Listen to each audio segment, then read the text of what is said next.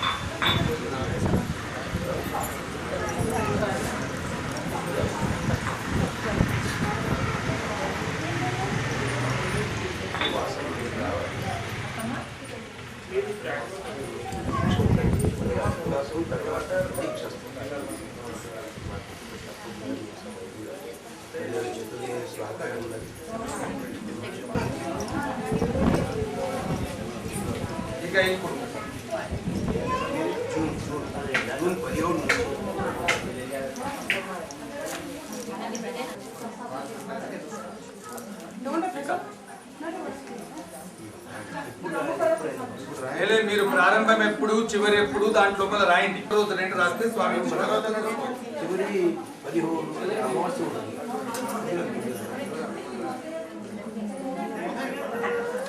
ప్రారంభం రాసి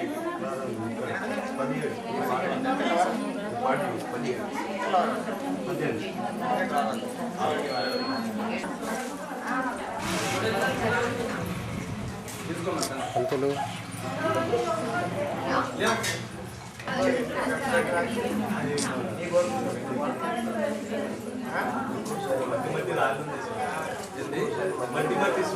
जी आज भाग्य की बात है लो,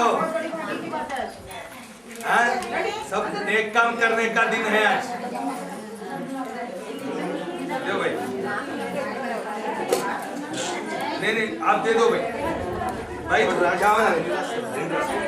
हाँ एक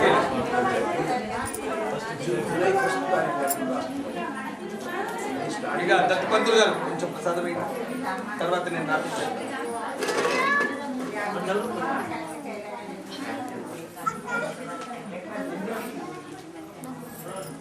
తీసుకోండి మీరు కలిసిపెట్టి మేళ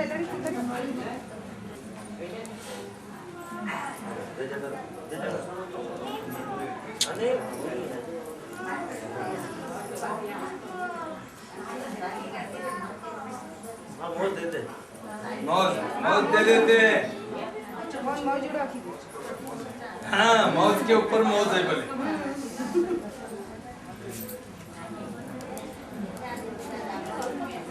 उड़ो क्या बना है? उड़ो एक कूड़ा है। उड़ लो भाई जी ले लो।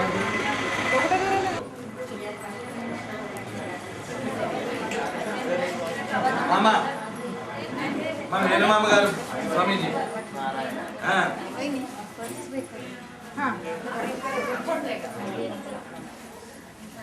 ఈయన మా దాదా దీక్షిత్ మనమడు.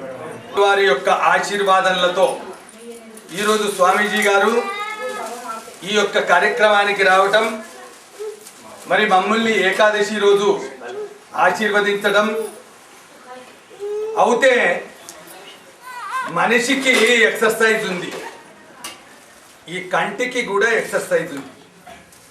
ఈ రెప్పలు తనకు తానే కొట్టుకుంటూ ఉంటాయి. ఇది ఎంతసేపు కొట్టుకుంటూ ఉంటాయంటే మనిషికి ఎప్పుడు 273 ఎముకలు ఏర్పాటవుతాయో ఆ రోజు నుంచి చివరి దశ రోజు వరకు కొట్టుకుంటూ ఉంటాయి. 273 ఎముకలు ఏ రోజు ఉంటాయంటే వాడు ఏ రోజు ఈ భూమి మీద పడి క్యా అంటాడో ఆ రోజు మాత్రమే 273 ఎముకలు వాని దేహంలో ఉంటాయి. అలాగే మనం పునీతం కావాలంటే మనిషికి ఎన్నెన్నో సమస్యలు ఉన్నాయి. ప్రతి వ్యక్తికి కొన్ని రకాల సమస్యలు ఉన్నాయి. అందులో కూడాను మనం కొన్ని అలవాట్లు పెట్టుకున్నాం. మనకు కొన్ని వ్యామోహాలు ఉన్నాయి. ఆ వ్యామోహాలతో కొడుకు ఎంబడో, బిడ్డెంబడో, మనమడెంబడో, డబ్బెంబడో, మనిషి ఎంబడో ఎలాగో పోతున్నాం. పోయినా కానీ మనిషి చివరి దశ లోపల ఆ పరమాత్మని ఎంబడి పోక తప్పదు. అందుకొరకు కాబట్టి మనిషి కొన్ని కర్మాలు చేయాల్సిన అవసరం అవుతుంది. ఈ దేహానికి ఈ పరమాత్ముడు అంటే కాదు, యోగా అంటే కరెక్ట్. అయ్యా నిరారంగా ఉండాలి, నీళ్లు తాగకుండా ఉండాలి. నీళ్లు తాగకుండా ఒకరోజు ఉంటే ఏమవుతుంది? ఈ దేహంలో ఎక్కడ నీళ్లు ఎక్కువై ఉంటే అది దానికి లాక్కుంటుంది. అలాగా నీళ్లు తనకు తానే తక్కువైపోతుంది. దాన్ని తీయాలంటే సిరంజి కావాలి. హాస్పిటల్ లోపల కొంచెం పక్కగా బాబు, హాస్పిటల్ లోపల ఉండాలి. హాస్పిటల్ నుంచి తీయవలసి వస్తుంది. కాకపోయినా కానీ నిర్జలంగా ఉంటే నెలకు 2 ఏకాదశులు వస్తాయి. ప్రతి ఏకాదశికి ఒక్కొక్క పేరుంది. ఇందిరా ఏకాదశి, నిర్జల ఏకాదశి, మరియు పుత్రదా ఏకాదశి, చాలా ఏకాదశులు ఉన్నాయి. ఈరోజు విశేషమైన ఏకాదశి. మనిషికి పుణ్యం సంపాదించాలనుకుంటే ఈ మంత్రము, హోమము, వేదము అన్నీ తెలవకుండా ఉన్నా కానీ ఓం నమో నారాయణాయ నమః మాటర్స్ కానివ్వండి, ఎవరే కానివ్వండి, అందరికీ మా దగ్గర ఉన్నది రుణం కొంచెం ఉంది. మేము కూడా ప్రజలకు కొంత రుణపడి ఉన్నాం. మానవుడు ప్రతి వ్యక్తి కూడా కొంత రుణం ఉంటుంది. రుచి రుణం, పితృ రుణం, దేవ రుణం, ఇవన్నీ రుణాలు ఉన్నాయి. అటువంటి రుణాన్ని విమోచనం చేసుకునేటందుకు కొరకు ఈ యొక్క కార్యక్రమాన్ని ఏర్పాటు చేయటం జరిగింది. ఇటువంటి బుద్ధి కూడాను వారి యొక్క సహవాసం లోపలనే వచ్చింది. అందుకొరకు ఇటువంటి బుద్ధి మళ్ళీ మళ్ళీ మాకు పరమాత్ముడు ఇవ్వాలని, మరి ఇటువంటి సేవ ఈ అంత ధనం కూడా అందరూ కూడా లక్ష్మి ఎంబడి పోతున్నారు. ఆ విష్ణుని ఆరాధిస్తే లక్ష్మి తనకు తానే విష్ణుతో పాటు ఉంటుంది. అటువంటి సాక్షాత్ విష్ణుమూర్తి అయినటువంటి మా గురువు గారు స్వామీజీ గారు వచ్చారు. వారు మీకందరికీ 2 నిమిషాలు మాత్రమే, వారికి సమయం లేదు, ఎక్కడో పోవాల్సింది ఉంది. అయినా కానీ మా కొరకు వారు సాక్షాత్ పరమేశ్వరులు, వారు ఉపదేశించాలని సవినయంగా మరిగా మాట్లాడడంలో నేటి గారు ఒక మాట చెప్పినాడు. అందరు మా పార్ట్నర్స్ అందరూ ఎదురు చేస్తున్నారు. లైఫ్ పార్ట్నర్ దగ్గర నుంచి జనరల్ పార్ట్నర్ దానికి అందరు పార్ట్నర్స్ కానీ సంతోషం. ఎందుకంటే ఒక పురోహితుడు చేయాల్సిన కార్యం ఏంటి? పురోహితుడు అంటే కేవలం సత్యనారాయణాలు చేయించుడు, వాళ్ళ ఇంట్లో లగ్గాలు చేయించుడు, అభాకర్మలు చేయించుడు, తాను ఇంట్లోకి అన్ని తీసుకొచ్చి పడేసుడు, ఇది చేసేవాడు మాత్రమే పురోహితుడు కాదు. ఏదైతే మంచికి ముందు ఉండి నడిపిస్తాడో ఆయన పురోహితుడు అంటారు. కాబట్టి మంచి మార్గంలో నడిపించేందుకు చెప్పడం కాకుండా చేసి చూపడం గొప్ప అనేటువంటి పని. చెప్పడం చాలామంది వక్తకు ప్రవక్తకు ఉన్న వ్యత్యాసం. అది వక్త ఏమంటే కొంతమంది ప్రముఖ వక్త అని రాస్తారు. ప్రముఖ వక్త అంటే ఆయన చెప్తాడు కానీ చెయ్యడం అంతా అర్థం. ప్రవక్త అంటే చెప్పింది ఏదో తప్పనిసరిగా చేస్తాడు అంత అర్థం. కాబట్టి ఆయన ఒక మాట చెప్పింది, చెప్పుడే లేదు చేసుడే, ఇన్స్టాంట్ అన్నాడు. చెప్పుడే లేదు చేసుడే. కాబట్టి ఆ చేసేటువంటి బుద్ధి మరి వారికి వాళ్ళ యొక్క గురువుల యొక్క అనుగ్రహాన్ని వాళ్ళు చెప్పుకున్నారు. తల్లిదండ్రుల యొక్క సంపూర్ణమైనటువంటి ఆశీస్సులు ఉంటే కానీ అది సాధ్యం కాదు. కాబట్టి పితృపాదులైనటువంటి శివరామ దీక్షితుల వారి యొక్క పరిపూర్ణ కృప చేత వాళ్ళు ఈ బుద్ధి వికాసం, బుద్ధి నిండడం వేరు, వికాసం కావడం వేరు. అందరికీ బుద్ధి ఉంటుంది. ప్రతిభ, విపత్తి, అభ్యాసం అని మనకు పుట్టినప్పుడు అన్నీ ఉంటాయి. కానీ దాన్ని పెంపొందించుకోవడంలో మనకు ఉన్నటువంటి నైపుణ్యం చూపిస్తే, స్కిల్ చూపిస్తే నిజమైనటువంటి మనిషి అవుతుంది. అందరం మనుషులే ఉంటారు. ఎవరైతే లోకోపకారం కోసం ధర్మకార్యాలు చేస్తాడో ఆయన మనిషి అవుతాడు. పరోపకారం జీవించేవాడు మనిషి అవుతాడు. లేకపోతే మనీ ప్లస్ సి అవుతాడు. కాబట్టి మనీ ప్లస్ సిగా బతకకూడదు, మనిషిలాగా బతకాలి. మనిషి కావాలంటే మనీష కావాలి, ధైర్యం కావాలి, గొప్పనైనటువంటి చాతుర్యం వస్తుంది. గాయత్రి జడశక్తిర్జడాత్మ గాయత్రి గాయంతం త్రాయత ఇది గాయత్రి. ఎవరైతే తనను కీర్తిస్తారో వాళ్ళని కాపాడేది గాయత్రి. ఎవరు కీర్తిస్తారు? ఎవరికి కావాలనుకున్న వారు కీర్తిస్తారు. కీర్తించకుండా ఎవరు అనకుండా ఎవరు ఉండరు. మనిషో రకంగా అంటారు. దేవుడు ఎవరైనా భగవన్ నామస్మరణ చేయకుండా ఎవరైనా ఉంటారని నాకు ప్రశ్న వేశారు. ఇటువంటి ఫారిన్లో ఉండేటువంటి ఒక అబ్బాయి ప్రశ్న వేశాడు. నేను నామస్మరణ చెప్తాను, నామస్మరణ ఇట్ ఈస్ హైలీ ఇంపాసిబుల్ అని చెప్పింది. నేను నామస్మరణ చేయకుండా ఉండడం ఇంపాసిబుల్ కాక నామస్మరణ చేస్తూ ఉండి పేరో నీ కొడుకు పేరో నీ తండ్రి పేరు నీ తల్లి పేరో ఎవరిదో అనట్టున్నాడు బతకగలుగుతున్నావా అని అడిగాను. లేదంటే it is most impossible that is నామస్మరణ. అంటే భగవంతుడు అంటే ఎక్కడ ఉన్నాడు? భగవంతుడు అంటే రాళ్లలో ఉందా? రాళ్లలో లేదు కదా. భగవంతుడు అనేది జీవస్వరూపంగా మనకు ప్రకాశిస్తున్నటువంటి స్వరూపం ఇది. ఆ జీవస్వరూపాన్ని చూడనటువంటి ఆ నవారు పూజ చేస్తున్నారు. కోడ పట్టుకొని ముందు వస్తే మొత్తం మంచం అంతా వస్తుంది. మంచం కోడ పట్టుకుని పోతే ఎంతబడి వస్తూనే ఉంటాయి. నచ్చి వెంట అవరోధం రాతము మొత్తం వచ్చేస్తుంది. కాబట్టి ఆ భగవంతుడిని ఆ విధంగా సేవ చేయాలి. అందుకే శంకరుల వారు తాను భిక్షాటనకు వెళ్ళి ఏమి వేయలేని స్థితిలో ఉన్నటువంటి ఒక అమ్మ దగ్గర ఉసిరి పలుకు భిక్షగా తీసుకున్నాడు. ఉసిరి పలుకు భిక్షగా తీసుకుంటే ఆయనకు అర్థమైపోయింది ఆమె బయటకు రాలేకపోయినా అనుకున్న బట్టల స్థితిని చూసి బయటకు రాలేని స్థితిలో చాటు నుంచి ఉసిరి పలుకు వేసింది.